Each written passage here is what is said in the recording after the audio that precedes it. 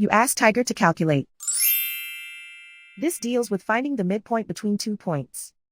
The midpoint between the 2 points is 6.5, negative 36. Let's solve it step by step. Plot the 2 points and calculate the midpoint using the formula. The coordinates of point 1 are, x1 equals negative 82, y1 equals 12. The coordinates of point 2 are, x2 equals 95, y2 equals negative 84. PM represents the midpoint of the 2 points.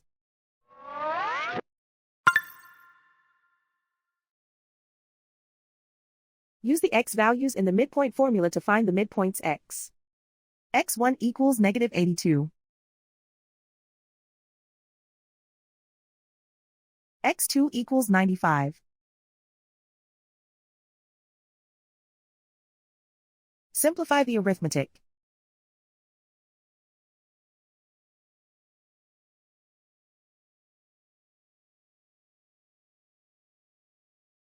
Use the y values in the midpoint formula to find the midpoints y. y1 equals 12.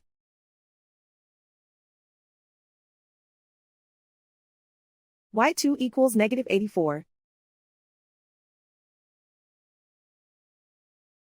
Simplify the arithmetic.